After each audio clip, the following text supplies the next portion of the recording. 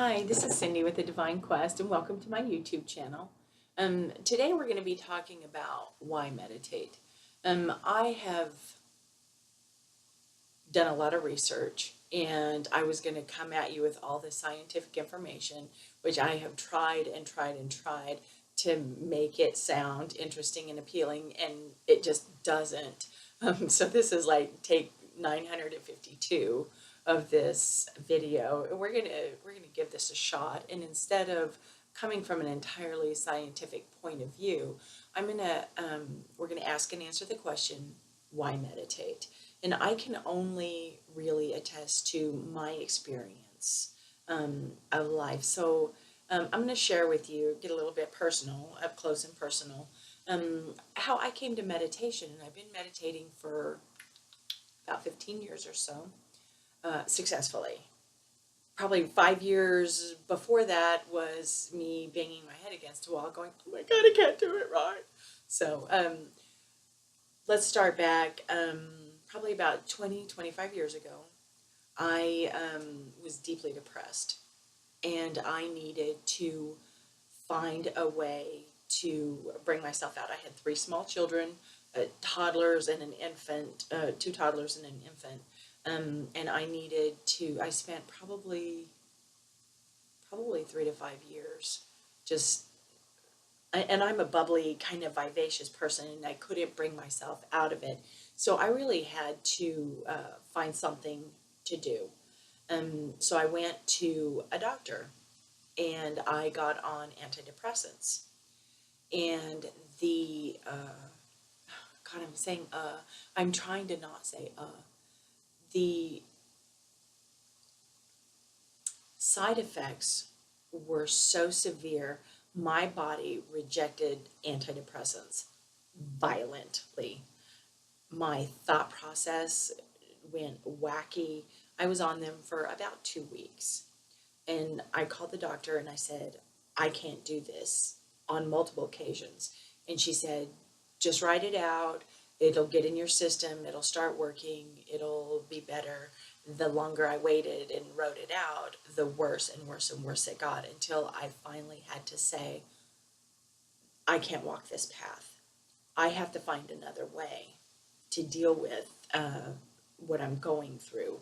Medication wasn't the right approach for me. I'm not saying it's not the right approach for other people.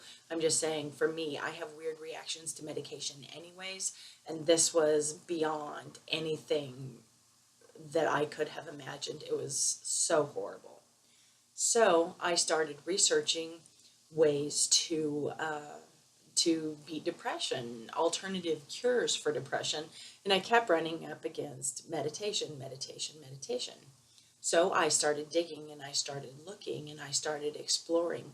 And I think truly the act of giving myself a purpose, giving myself something to move towards, really helped bring me out of that depressive funk and fog that I had been living in, which was like a trap, a nightmare that I was trapped in.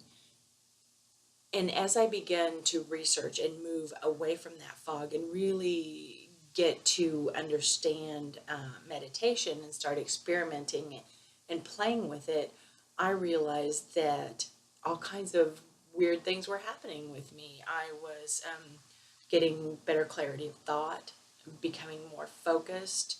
I was calmer. My blood pressure, which I had a little bit of an issue when I was younger, was completely gone. I've come back to having an issue with that, but that's a different story, which we'll go into.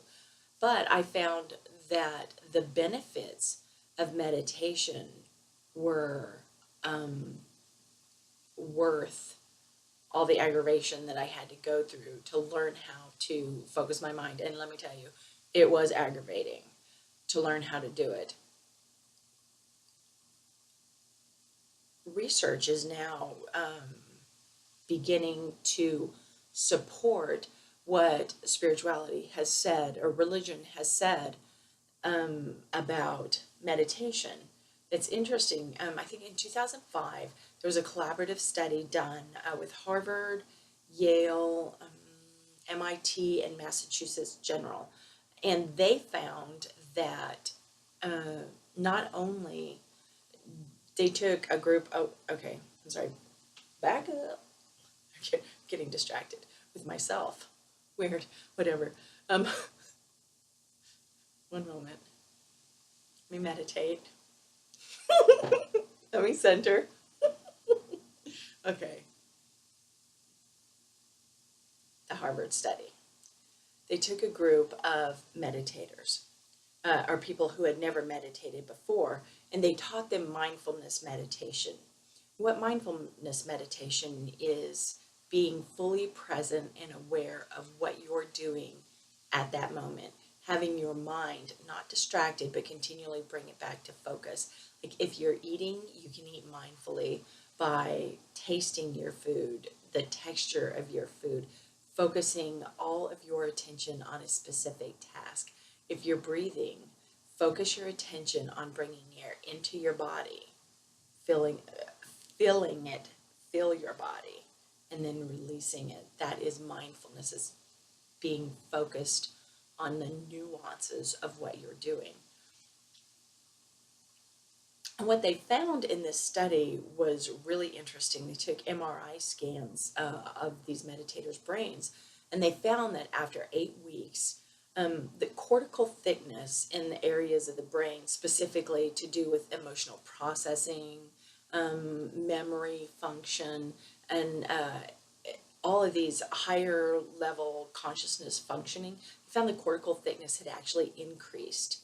And in parts of the amygdala that's associated with like aggressive behavior, fear, stress, even alcoholic addictive behaviors, that the cortical thickness had decreased. What this means is that gray matter, which is something that they once thought was finite, as in you have a set amount and you can lose it, but you couldn't gain it. And they found that that is not true, because increasing cortical thickness meant that gray matter had increased. Decreasing cortical thickness meant that the stuff that had been aggravating and irritating, the fear and stress reactions, anxiety, anger, addiction, decreased, which meant that there were less pathways to those areas. This was fascinating and really groundbreaking validation that science is now actually beginning to validate what religion and spirituality have said all along. Not necessarily religion so much, because a lot of really controlled religions, they don't encourage meditation at all whatsoever, because it does put you in contact with yourself, your higher self, and you don't need them as an intermediary to get there, which they don't necessarily like. So that is why meditate. Greater thought, clarity, better focus, calmer, happier, less stressed, decreased blood pressure. What was another thing that was really interesting? I think, oh yeah, glucose levels. Like it helps to regulate glucose levels. For some reason, they're not as prone. Meditators are not as prone to those spikies as non-meditators are. So there we've answered and asked and answered our question, why meditate? Your reasons are yours alone, but I can tell you that meditation has been the single biggest gift that I have ever given myself. And I also will tell you that it took me a number of years to actually harness my mind and quiet it, because my mind would go on and on and on and on and never ever shut up. And I used to think, I actually started with guided meditations after years of banging my head against the wall and trying to quiet my mind, and realizing that wasn't going to happen. I had to find another route on that as well. So then I started with guided meditations, which was a wonderful, beautiful entree to the world of meditation. Um, any comments, questions, I absolutely welcome. And thank you again for joining me on the Divine Quest. Have a blessed day.